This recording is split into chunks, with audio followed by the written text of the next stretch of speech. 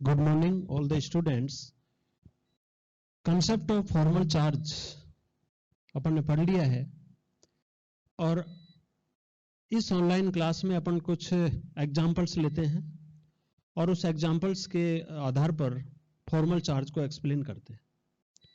तो डिफरेंट जो मॉलिक्यूल्स हैं उनके अंदर किस तरीके से फॉर्मल चार्ज होते हैं वो अपन देखेंगे। तो यहाँ पर कुछ एग्जाम्पल्स, जैसे एक एग्जाम्पल है वो अपन लेते हैं NH3 BF3। ये देखिए यहां पर क्या है, नाइट्रोजन हाइड्रोजन हाइड्रोजन हाइड्रोजन और नाइट्रोजन है वो अपने लोन पेयर इसको इलेक्ट्रॉन दे रहा है बोरोन को, फ्लोरीन फ्लोरीन और फ्लोरीन। यहां पर आप देख रहे हो कि नाइट्रोजन और बोरोन के बीच में कोऑर्डिनेशन बॉन्ड है और उस कोऑर्डिनेशन बॉन्ड के अंदर नाइट्रोजन एक डोनर एटम की तरह बिहेव कर रहा है और बोरोन है वो एक एक्सेप्टर एटम की तरह बिहेव कर रहा है। यहां पर अपन फॉर्मल चार्ज देखें, यदि आप नाइट्रोजन का फॉर्मल चार्ज देखते हैं तो देखिए नाइट्रोजन का फॉर्मल चार्ज अपन देखेंगे तो नाइट्रोजन के आउटर मोस्ट सेल में कितने इलेक्ट्रॉन हैं? 5। तो यहां पर ये 5 माइनस अनसेड इलेक्ट्रॉन्स कितने हैं? 0 प्लस नंबर ऑफ बॉन्ड्स कितने हैं? 1 2 3 और 4। नंबर ऑफ बॉन्ड्स है 4। तो यहां पर कितना आएगा? +1। बोरोन के ऊपर देखिए आप, बोरोन है उसके ऊपर फॉर्मल चार्ज देखिए, बोरोन 13वें वर्ग का है, इसकी जो ग्रुप नंबर है वो 13 है और ग्रुप नंबर 13 है तो इसके आउटर मोस्ट सेल में इलेक्ट्रॉन है वो 3 है। तो यहां पर 3 माइनस इसके अनसेड इलेक्ट्रॉन्स हैं, बोरोन के अनसेड इलेक्ट्रॉन्स हैं वो कितने हैं? 0 और यहां पर नंबर ऑफ बॉन्ड्स हैं वो कितने हैं? 4। 1 2 3 और 4। तो यहां पर आप देख रहे हो इसके ऊपर चार्ज है वो कितना है? -1 है। और मैंने फॉर्मल चार्ज के कंसेप्ट में आपको पिछली ऑनलाइन क्लास में बताया था कि कोई भी कोऑर्डिनेशन बॉन्ड होता है और उस कोऑर्डिनेशन बॉन्ड में जो डोनर एटम होता है उसके ऊपर फॉर्मल चार्ज है वो +1 होता है और जो एक्सेप्टर एटम होता है उसके ऊपर फॉर्मल चार्ज है वो -1 होता है। तो आप देख रहे हो अमोनिया और BF3 का जो कॉम्प्लेक्स है उसमें नाइट्रोजन के ऊपर फॉर्मल चार्ज +1 और बोरोन के ऊपर फॉर्मल चार्ज -1 और टोटल जो कॉम्प्लेक्स है उस टोटल कॉम्प्लेक्स के ऊपर फॉर्मल चार्ज है वो 0 होगा। ठीक है, तो इस तरीके से अपन यहां पर फॉर्मल चार्ज को कैलकुलेट कर सकते हैं।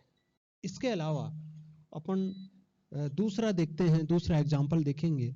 दूसरे एग्जांपल में देखिए आप, जैसे यहां पर अपन देख रहे हैं, एक तो हो ही गया, दूसरा एग्जांपल जैसे RNC, इस तरीके से एल्किल आइसोनाइट्राइल और एल्किल आइसोनाइट्राइल में अपन नाइट्रोजन के ऊपर देखते हैं फॉर्मल चार्ज। तो नाइट्रोजन के ऊपर फॉर्मल चार्ज देखेंगे तो नाइट्रोजन के आउटर मोस्ट सेल में कितने इलेक्ट्रॉन हैं?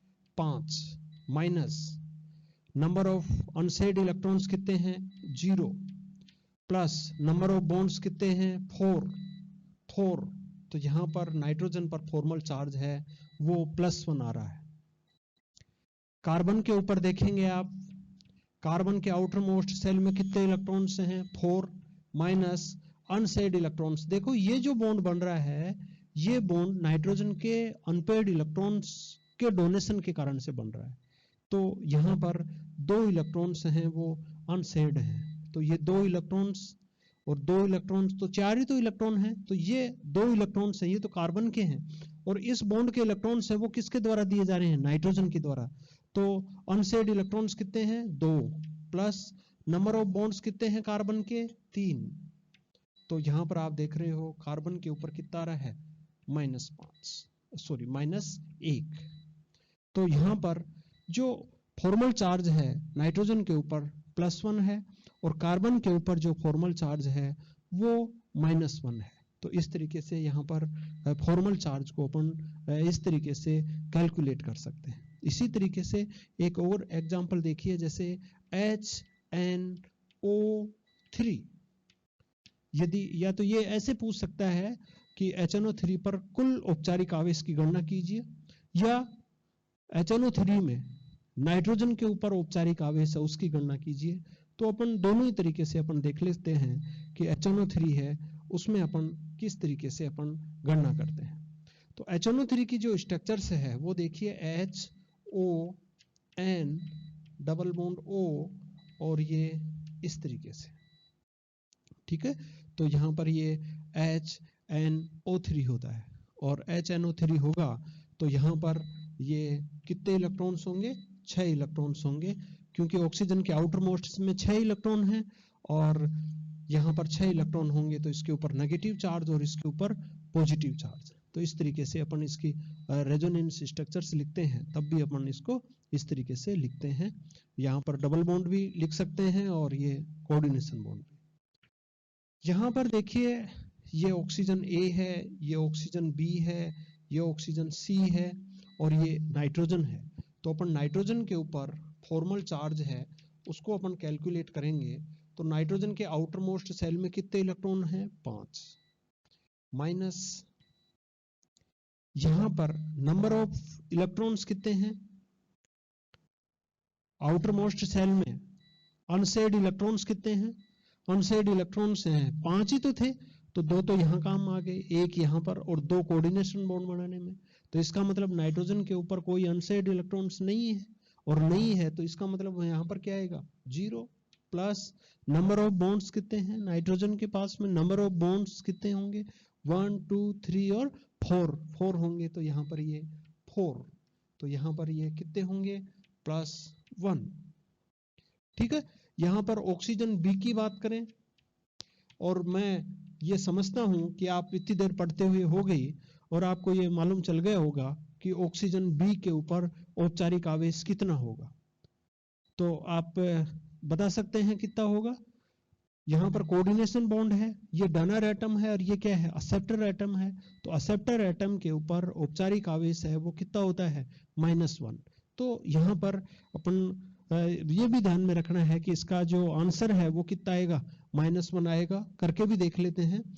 जो ऑक्सीजन है उसके आउटर मोस्ट सेल में 6 इलेक्ट्रॉन, माइनस इसके अनसेड इलेक्ट्रॉन्स जितने हैं वो सारे के सारे क्या हैं, अनसेड ही हैं, क्योंकि ऑक्सीजन के इलेक्ट्रॉन हैं वो बॉन्ड बनाने में पार्टिसिपेट्स नहीं किए हैं। ये तो नाइट्रोजन अपना इलेक्ट्रॉन पेयर दे करके, इलेक्ट्रॉन युग्म दे करके कोऑर्डिनेशन बॉन्ड फॉर्मेशन कर रहा है। ठीक है। तो यहाँ पर 6 और यहाँ पर नंबर ऑफ बॉन्ड्स, इस ऑक्सीजन के नंबर ऑफ बॉन्ड्स 1, तो यहाँ पर कितने हो गए, -1। ठीक है। तो यहाँ पर नाइट्रोजन है, ऑक्सीजन है, ऑक्सीजन ए की बात कर लीजिए, ऑक्सीजन की ए की बात करेंगे तो 6 माइनस यहाँ पर कितने इलेक्ट्रॉन हैं भाई, 6 है ना, तो 2 तो बॉन्ड बना ही रहा है, तो बाकी कितने बचे, 4 plus bond number of bonds 2, तो इसका कितना होगा, 0। ओ सी की बात कर ले, ओ सी का जो फॉर्मल चार्ज है वो जैसे 6 माइनस यहां पर अनपेड इलेक्ट्रॉन्स हैं वो कितने हैं, 4, नंबर ऑफ बॉन्ड्स कितने हैं, 2 बराबर 0। हाइड्रोजन की बात कर ले, हाइड्रोजन के ऊपर फॉर्मल चार्ज को कैलकुलेशन करेंगे, आउटर मोस्ट सेल में electron 1, unsaid 0, number of bonds 1, यहां पर 0। तो आप देखिए इसमें कितने एटम हैं, 1 2 3 4 5, 1 2 3 4 5, तो 5 एटम के ऊपर ये +1 -1 0 0 0, तो इन टोटल को अपन जोड़ेंगे तो क्या आएगा, तो यहाँ पर जो टोटल जो फॉर्मल चार्ज होगा, टोटल फॉर्मल चार्ज है वो यहाँ पर 0 होगा। तो इस तरीके से अपन यूं कह सकते हैं कि जैसे ये मॉलिक्यूल्स है, ये मॉलिक्यूल्स टोटली क्या है, न्यूट्रल है, और न्यूट्रल मॉलिक्यूल के ऊपर जो टोटल एटम्स हैं उन सभी टोटल्स एटम का जो फॉर्मल चार्ज होगा वो कितना होगा, 0 होगा। तो अपन यहाँ पर ये जो 3 एटम्स हैं, ऑक्सीजन ए, ऑक्सीजन सी और हाइड्रोजन, यदि इन तीनों का तो जो फॉर्मल चार्ज है वो 0 है ही है। इसके अलावा इन दो का जो फॉर्मल चार्ज को अपन यदि इनका एडिशन करेंगे तो +1 और -1 करके कितना होगा, 0 होगा। तो इस तरीके से अपन यूं कह सकते हैं कि जो टोटल फॉर्मल चार्ज है वो टोटल फॉर्मल चार्ज 0 होगा। ठीक है, तो इस तरीके से अपन HNO3 की स्ट्रक्चर्स को या इसके फॉर्मल चार्ज को भी अपन यूं कैलकुलेट कर सकते हैं। इसके अलावा जैसे एक इंटरमीडिएट स्पीशीज है CH2।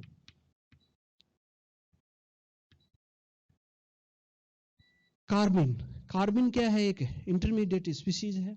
और यहाँ पर जैसे अपन ने इंटरमीडिएट स्पीशीज पढ़ा था कार्बिन के, और वहां पर भी अपन ने देखा था कि अपन ने लिखा था कि कार्बिन एक न्यूट्रल स्पीशीज होती है, और न्यूट्रल स्पीशीज है, और इसके ऊपर न्यूट्रल स्पीशीज तभी होगी जब इसके ऊपर फॉर्मल चार्ज है वो 0 होगा। तो यहाँ पर अपन इस कार्बिन का जो कार्बन है उस कार्बन के ऊपर यदि फॉर्मल चार्ज को कैलकुलेट करें तो यहाँ पर देखिए कार्बन, और कार्बन के ऊपर जो फॉर्मल चार्ज होगा, तो कार्बन है उसके आउटर मोस्ट सेल में कितने इलेक्ट्रॉन्स हैं, 4 माइनस, यहाँ पर आप देख रहे हो कि जो कार्बन है उस कार्बन के पास में टोटल नंबर ऑफ इलेक्ट्रॉन्स 4 होते हैं। 4 में से यहाँ पर 2 इलेक्ट्रॉन्स हैं वो हाइड्रोजन के साथ में बॉन्डिंग कर रहे हैं, तो बाकी जो रिमेनिंग इलेक्ट्रॉन्स हैं वो 2 इलेक्ट्रॉन्स हैं। तो ये जो 2 इलेक्ट्रॉन्स हैं, तो अनसेड इलेक्ट्रॉन्स कितने होंगे, 2, प्लस नंबर ऑफ बॉन्ड्स कितने हैं, 2। तो यहाँ पर आप देख रहे हो कि जो कार्बिन है उस कार्बिन में जो फॉर्मल चार्ज होगा वो कितना प्राप्त हो रहा है, 0 आ रहा है। और फॉर्मल चार्ज 0 आ रहा है तो अपन यूं कह सकते हैं कि कार्बिन है वो एक न्यूट्रल स्पीशीज है। ठीक है, तो इस तरीके से अपन इस कार्बिन के बारे में अपन यूं कह सकते हैं। इसके अलावा अपन नाइट्रीन की भी बात कर सकते हैं। जैसे नाइट्रीन है, या यूं कहें कि R और N, तो नाइट्रीन है वो मोनोवेलेंट होती है और उसके ऊपर 4 अनसेड इलेक्ट्रॉन्स होते हैं। तो उस कंडीशन में यदि आप नाइट्रोजन के ऊपर फॉर्मल चार्ज की गणना करें तो यहाँ पर देखेंगे नाइट्रोजन, और नाइट्रोजन के ऊपर फॉर्मल चार्ज, तो फॉर्मल चार्ज देखेंगे तो नाइट्रोजन के आप जानते हो कि आउटर मोस्ट सेल में टोटल नंबर ऑफ इलेक्ट्रॉन्स हैं वो 5 होते हैं, और यहाँ पर अनसेड इलेक्ट्रॉन्स हैं, अनसेड इलेक्ट्रॉन्स कितने होंगे, 4, और यहाँ पर नंबर ऑफ बॉन्ड्स है वो कितना है, 1, तो ये 1। तो इस तरीके से आप यहाँ पर देखेंगे कि टोटल फॉर्मल चार्ज है वो कितना होता है, 0 होता है। तो इस तरीके से ये जो इंटरमीडिएट स्पीशीज हैं, नाइट्रीन है, कार्बिन है, ये सारी की सारी जो इंटरमीडिएट स्पीशीज हैं वो न्यूट्रल होती हैं। और न्यूट्रल होती हैं ये अपन इस बेस पर कह सकते हैं कि यदि अपन इनका फॉर्मल चार्ज कैलकुलेट करें तो इनका फॉर्मल चार्ज है वो अपने को 0 प्राप्त होता है। ठीक है, तो इस तरीके से अपन ये जो स्पीशीज हैं इनके फॉर्मल चार्ज की अपन कैलकुलेट कर सकते हैं। इसके साथ साथ ही अपन एक जो फ्री रेडिकल्स है एक एग्जांपल और लेते हैं यहाँ पर। जैसे फ्री रेडिकल की बात करें आप, CH3 फ्री रेडिकल्स है। यहाँ पर आप देख रहे हो कि कार्बन है, उस कार्बन पर एक अनपेयर्ड इलेक्ट्रॉन से है, और कार्बन पर एक अनपेयर्ड इलेक्ट्रॉन होगा।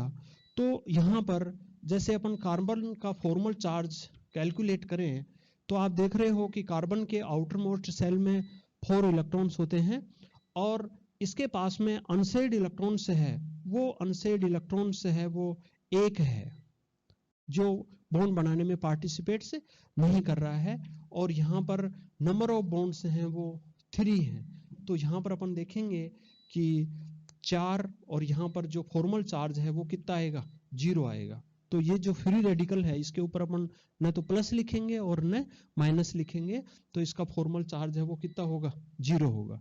तो इस तरीके से अपन देखते हैं कि विभिन्न जो इंटरमीडिएट स्पीशीज हैं और आयंस हैं उनका अपन फॉर्मल चार्ज इस प्रकार से कैलकुलेट कर सकते हैं। ठीक है, बाकी का जो नेक्स्ट है वो अपन नेक्स्ट क्लास में देखेंगे। थैंक्स।